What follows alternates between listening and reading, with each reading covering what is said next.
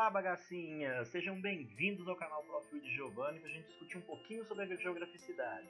Não se esqueça de se inscrever no canal, ativa as notificações para ficar sempre por dentro das novidades e deixa seu comentário com sugestões, dúvidas, críticas sobre o conteúdo de geografia.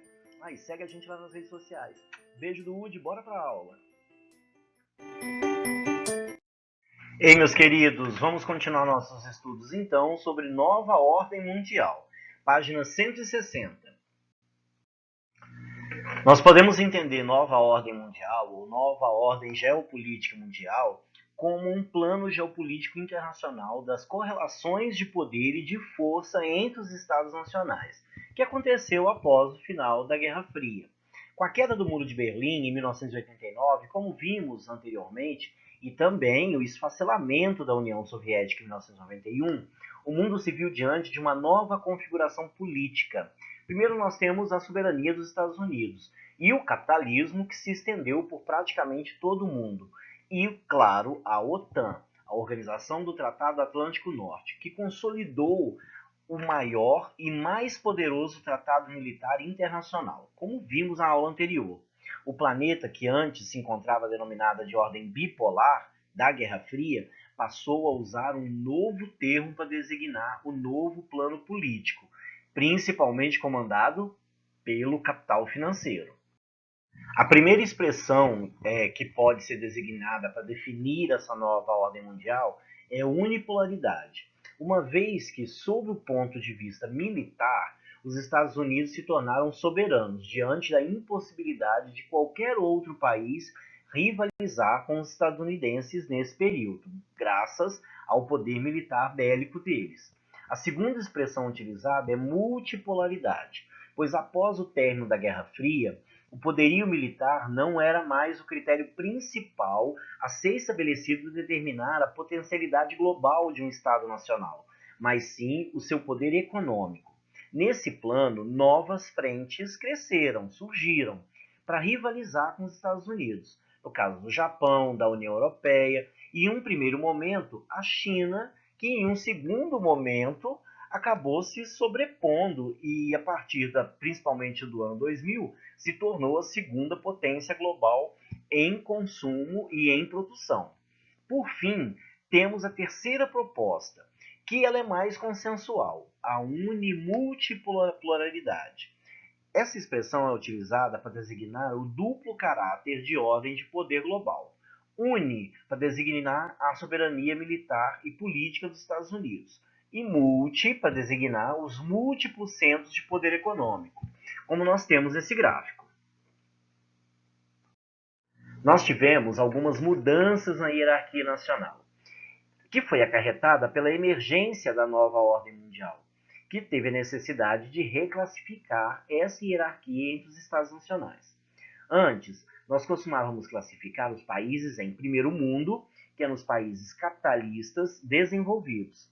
Segundo mundo, países socialistas desenvolvidos. E terceiro mundo, os países subdesenvolvidos, por ora só desenvolvidos. Porque em alguns livros vocês vão ver como emergentes, mas emergentes é quando acabou esse conceito de primeiro, segundo e terceiro mundo. Até a década de 90 a gente ainda falava terceiro mundismo. O Brasil, por exemplo, era terceiro mundo. Após 1990, principalmente na década seguinte, quando inicia-se o novo milênio, isso caiu por terra. A partir de então, divide-se o mundo em norte, entre a década de 90 e o ano 2000, entre países do norte que eram desenvolvidos. Essa linha vermelha, ela margeia os países do norte. Aí vocês vão dizer assim, mas espera aí, Oceania, Nova Zelândia, como que a Austrália, por exemplo, e a Nova Zelândia estão na parte norte? É porque se divide com países desenvolvidos. E no caso desses dois países da Oceania, a Austrália e a Nova Zelândia eram países desenvolvidos. E os países do Sul não desenvolvidos. Após isso, nós vamos ter zonas de influência. O Japão em toda a Oceania, a Europa com todo o continente europeu e África, e os Estados Unidos com a sua influência no continente americano. É possível a gente perceber, principalmente depois da Era 2000, e analisando esse mapa, que a divisão entre norte e sul não vai corresponder à divisão estabelecida usualmente pela linha do Equador, como nós vimos no mapa anterior. E nós vamos ter partes do mundo que não estavam tendo seus privilégios. Nesse mapa que nós temos nessa parte do vídeo, nós podemos visualizar as áreas de influência política, principalmente pelos atores econômicos mundiais. Vale lembrar, em relação a isso, que a área de influência dos Estados Unidos pode se estender para além da divisão estabelecida, uma vez que sua política externa, muitas das vezes, a maioria das vezes, atua nas mais diversas áreas do capitalismo global, em destaque nas regiões do Oriente Médio e exploração de petróleo. A partir de 2000 foi uma década, e esse novo milênio, mudou tudo que a gente pensava sobre essa nova ordem mundial. Ela foi a sua, de fato, reestruturação. Estabeleceu-se, então, essa, de fato, nova ordem mundial, em geral denominada como multipolar. Ela era capitaneada pelos 3 principais polos de poder do mundo, ou seja, as principais economias capitalistas, sendo os Estados Unidos, Alemanha e Japão. Atualmente, a China é a segunda maior economia global, que amplia sua influência na Ásia e em outros países do mundo, e outras regiões também. Temos essa foto que ela é muito emblemática. Pela primeira vez na história foi possível assistir, principalmente em relação aos últimos 30 anos, a ascensão de um grupo de países chamados de emergentes. Saíram do terceiro mundo, depois eles se tornaram países subdesenvolvidos e hoje, entre esses países, eles são os emergentes.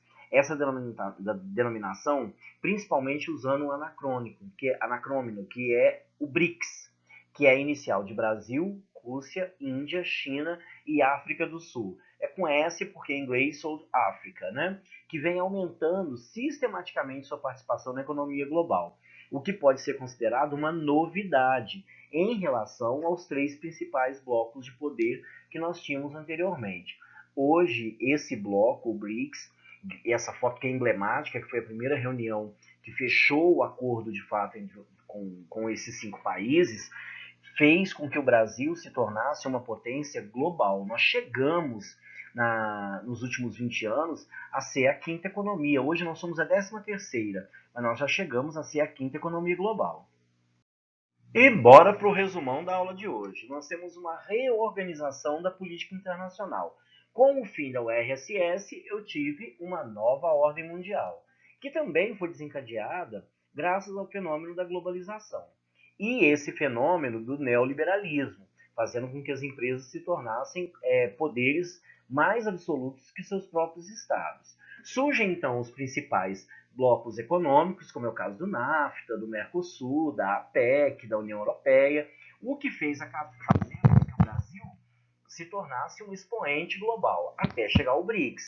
E nós vamos ter esse BRICS, que tinha uma importância monstruosa para a economia do planeta, afinal de contas, boa parte da produção de alimentos do mundo vem do BRICS, e de prestações de serviço. E com isso, a ONU teve que se reorganizar para essa nova organização global, principalmente criando mecanismos e braços dentro da ONU focados em saúde, em questões militares, em questões financeiras, em questões comerciais e assim por diante. E vamos fazer umas atividades. Página 177, número 1 e 2. São respostas de múltipla escolha, mas eu quero respostas comentadas também, tá bom? Vocês vão entregar para mim no dia 26 até meio-dia e 20. Por hoje é isso, meus queridos. Fiquem bem, se cuidem e amo mais que Milton Santos. Saudade de vocês.